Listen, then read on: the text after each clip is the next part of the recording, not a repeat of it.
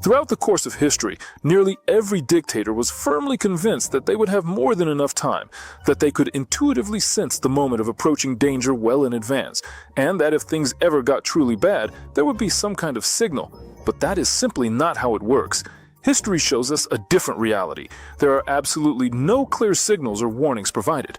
Some are suddenly arrested, some are summarily executed, some are violently lynched, and some are publicly hanged. Right up to the very end, each dictator is convinced that everything is going according to plan. And Vladimir Vladimirovich lives with exactly this feeling today. Of course, you can consider yourself special, believe that the situation is under control. You can be sure that in your case, things will definitely turn out differently. Throughout the course of human history, we have witnessed this critical and recurring error on numerous occasions in the past. Let's take a detailed look at exactly how this scenario unfolded in practice for others, and explore the fundamental reasons why such a plan almost never works out as intended.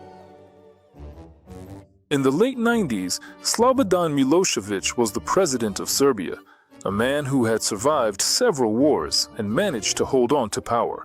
He controlled the country, the army, and the security apparatus, and at that moment appeared to be a leader who had already made it through the most dangerous times. It seemed that from then on, everything would be under control. Milošević relied not on support, but on calculation. The elites were with him not because they believed in him, but because it seemed profitable and safe. As long as this logic works, it creates the illusion of stability. Everyone plays their part and avoids making any sudden moves. The most dangerous thing at this moment is the confidence that you can sense the situation in advance. That if things get truly bad, it will be obvious. That the elites will give warning, the security forces won't betray you, that there will still be time to take control and resolve everything. It is precisely this confidence that there is still time and there are still levers of control that most often turns out to be false. On the surface, everything even looks calmer than before, and it is precisely at such moments that history usually makes its next move. Nicolae Ceaușescu ruled Romania for more than 20 years. He built his power not only on fear, but also on the sense of universal support. Mass rallies, the right slogans, televised images of national unity, all of this created the impression that the regime was held together by consensus.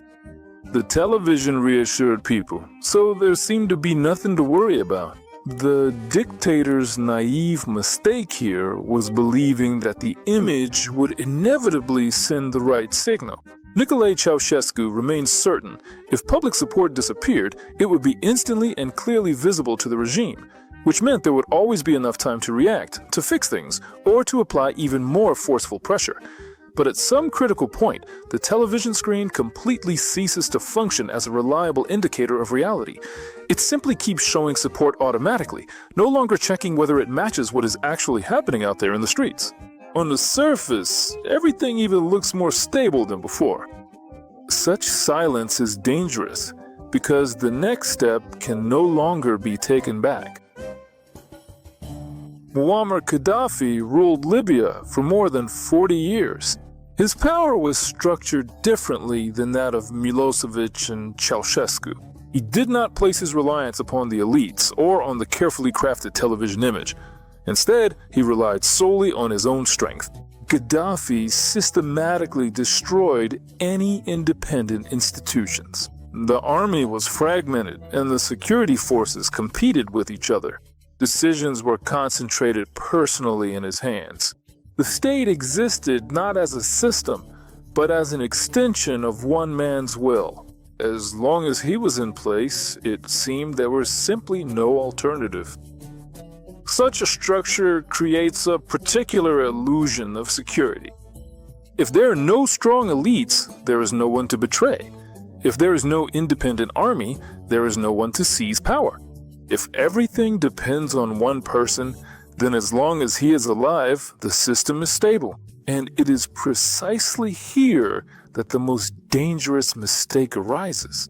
The authorities begin to believe that if they are the state itself, then any blow against them is impossible without complete chaos, and therefore no one will dare to challenge them, either from within or from outside.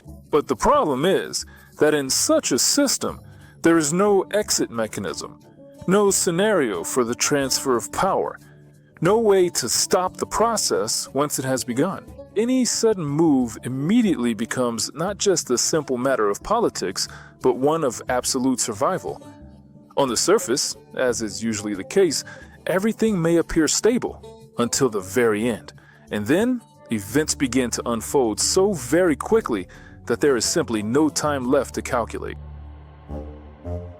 Every one of those individuals mentioned was firmly convinced that things would turn out quite differently for him. It seems that Vladimir Vladimirovich is just as confident in his own path. So what ultimately awaits Vladimir Putin? If we deliberately put aside our personal emotions and wishes, the history of dictatorships provides a clear and simple answer. The final endings differ in form, but they rarely differ in their underlying essence. It is not the person's character or the scale of repression that ultimately determines the outcome, but the structure of power in which he unexpectedly finds himself situated at the specific moment when time starts working against him. Each of the examples we discussed had its own bet. Milošević relied on the elites, Ceaușescu on the appearance of popular support, and Gaddafi on the complete personalization of power. Today in Russia, we see a configuration in which all these models have come together. The elites are tied to the center and are afraid of making any sudden moves. The screen keeps assuring everyone that everything is under control, while the system itself is becoming more and more tied to a single name. From the outside, this looks like a concentration of power. When we look at the actual reality of the situation, it is a dense concentration of all potential risks all at once, because none of these theoretical models provides for a stable or peaceful exit strategy. And from that point forward, the flow of history ceases to be an abstract concept. The dictator is arrested and put on trial. A person who just yesterday controlled the country and the army now finds himself in a cell, without power, without allies, and without a future. That's how Milošević ended, not on a podium and not surrounded by guards, but in solitude and with a complete loss of control. A dictator can be executed by firing squad, quickly, dryly, and as a public example. Yesterday, a national leader. Today, a man being led out under guard while a few lines are read aloud to him. That's how Ceaușescu ended, without time to explain and without any chance to make things right. Or a dictator is lynched at the moment the system collapses, when everything disappears at once. Fear, hierarchy, the image, the sense of inviolability. That's how Gaddafi ended.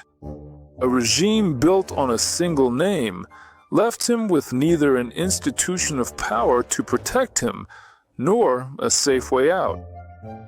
There were also those who were hanged after a formal trial. There were those who spent their last days in prison, forgotten by everyone. But there were almost none who left quietly, on time, and according to their own plan. The records of history do not look favorably upon such examples, and every single one of these individuals remained absolutely certain that he would perceive the approaching danger in plenty of time, that the warning would be perfectly obvious, that the critical moment had not yet come, and that he would still have time for at least one more move. The mistake was almost always exactly the same, the fatal error of miscalculating the timing. It seems that Vladimir Putin is currently operating under the same assumption, that the entire geopolitical situation is under control, that control has been maintained, and at the end, if it is even possible, is still a long way off in the distance. History does not argue or rush. It patiently and quietly waits until confidence and control becomes the very final and ultimate asset, one that can no longer be traded or exchanged for anything else. The long arc of history waits, Vladimir Vladimirovich. History waits.